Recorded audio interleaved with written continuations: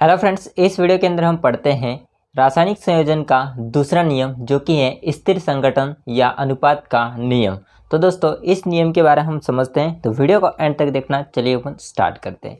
दोस्तों मैंने इसका फर्स्ट द्रव्यमान संरक्षण का नियम होता है जिसमें जो लेडल्ट था उसके प्रयोग के माध्यम से किस टाइप से द्रव्यमान संरक्षण जो नियम होता है इसको सत्यापित करते हैं या इसको सिद्ध करते हैं।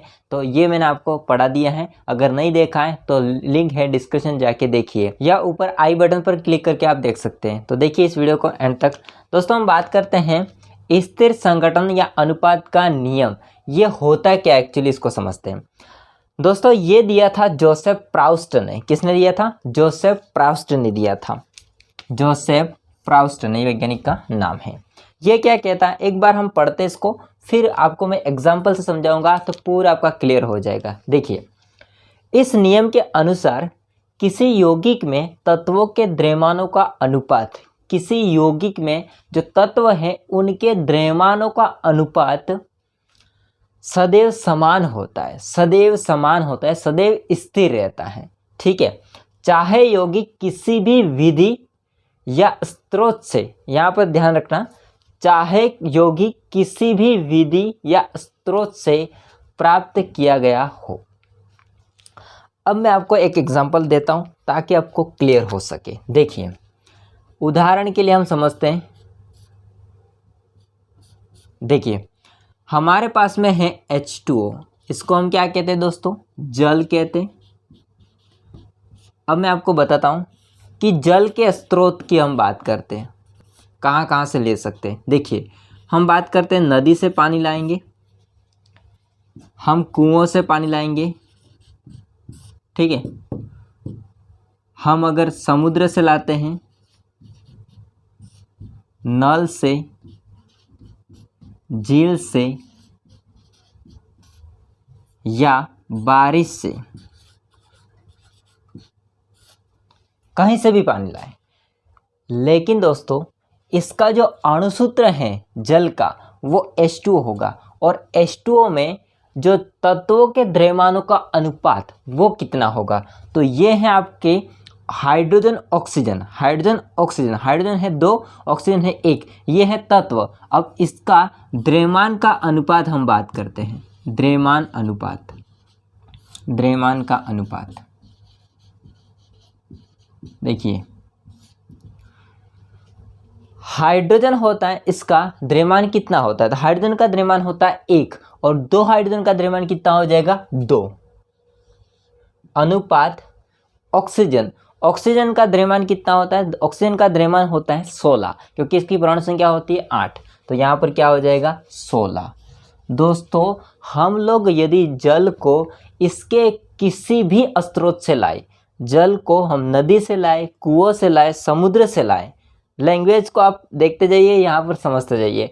हम जल को किसी भी स्रोत से लाए, नदी से, कुओं से, समुद्र, नल, झील, बारिश, कहीं से भी लाए, लेकिन इसके जो अणु का सूत्र है वो वही रहेगा, वही होगा। और अगर इसके द्रव्यमान का अनुपात देखेंगे तो हमेशा 2:16 ही रहेगा। अर्थात इसमें आप अगर सरल करना चाहो तो इसको सरल कर सकते 2 से काट करके, तो 1:8 भी आ सकता है, सरल अनुपात। ठीक है, इसको 2 से काटोगे तो 1:8 भी आ सकता है।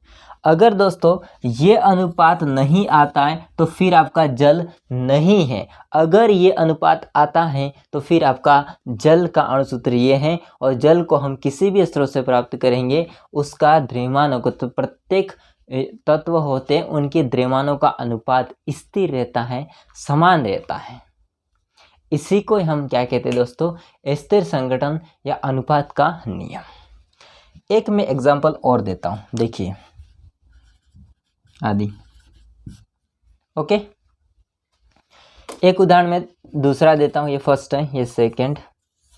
CO2। CO2 की अगर मैं बात करता हूं तो इसके तत्व हैं एक तो कार्बन और ऑक्सीजन। अगर हम इसमें द्रव्यमान का अनुपात देखा जाए तो कार्बन होता है, इसकी परमाणु संख्या होती है 6, द्रव्यमान संख्या हो जाएगी 12, अनुपात ऑक्सीजन की हम बात करेंगे तो अभी लिखी 16, लेकिन यहाँ पर ऑक्सीजन कितने? 2, 16 × 2 कितना हो जाएगा? 32। क्या हो जाएगा? 32।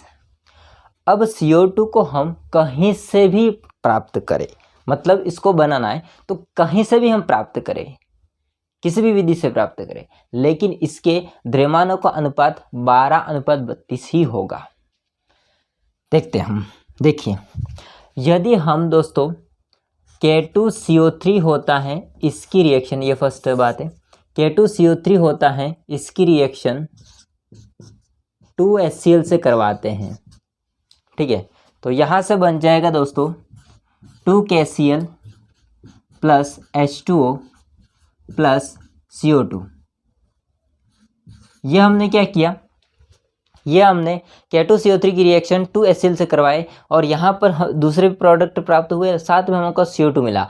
अब CO2 होता है, इसको हमने यहाँ से बनाया, फिर भी CO2 का अणुसूत्र यही होगा CO2, और इसका अनुपात यही होगा। अगर इसको सरल करना चाहते हैं तो हम सरल कर सकते हैं आगे, 3:8, 4 से काटेंगे तो 3:8, ठीक, ये हो सकता है। तो ये सरल अनुपात है, इसको हम 4 से काटेंगे तो ये होगा फर्स्ट बात। अब सेकेंड हम समझते हैं। देखिए दूसरी बात ये है कि हमने CO2 को इन दोनों की रिएक्शन करवा से प्राप्त किया। दूसरा चीज़ दोस्तों ये है कि हम दोस्तों CaCO3 को गर्म कर दे, CaCO3 को गर्म कर दे, डेल्टा हाइट कर दे, तो हमको मिल जाएगा CaO प्लस CO2। तो यहाँ पर भी दोस्तों इसका अणुसूत्र CO2 होगा और वहाँ भी हमको यही अनुपात देखने को मिलेगा, यही अनुपात देखने को मिलेगा। तीसरी चीज़ ये है कि यदि हम कार्बन को, मतलब कोयला है, उसको ऑक्सीजन की उपस्थिति में हम क्या करते हैं, गर्म करते हैं, क्या करते हैं, गर्म करते हैं, रिएक्शन करवाते, दहन करते, सॉरी मतलब जलाते हैं, तो यहाँ से क्या बन जाएगा, CO2 बन जाएगा। तो दोस्तों यहाँ पर भी CO2 है, इसका आणविक सूत्र यही होगा और इसका भी द्रव्यमान अनुपात यही होगा। अब मैंने आपको दो चीज़ बात बताई, क्या बताया, देखिए किसी भी विधि, अब ये 3 बात लिखी है CO2 के लिए, 1, 2 और 3, ये है विधि, उससे हमको क्या प्राप्त होता है, CO2, और CO2 का द्रव्यमान का अनुपात यही होगा, फिक्स होगा, सदैव स्थिर रहता है, या सरल अनुपात स्थिर रहता है, ठीक है। दूसरी बात मैंने आपको स्रोत वाली बताई, मतलब फर्स्ट बात, ठीक है। स्रोत वाली किसकी है, जल की। जल को हम किसी भी स्रोत से प्राप्त करें, चाहे नदी से, कुओं से, समुद्र से, झील से, नल से, बारिश से, कहीं से भी प्राप्त करें, लेकिन इसका आणविक सूत्र में जो द्रव्यमानों का अनुपात होता है वो सदैव क्या होता है दोस्तों, स्थिर रहता है, सदैव क्या होता है, स्थिर रहता है। तो यही कहता है दोस्तों स्थिर संघटन का या अनुपात का नियम। एक बार वापस पढ़ लीजिए ताकि आपको क्लियर हो सके।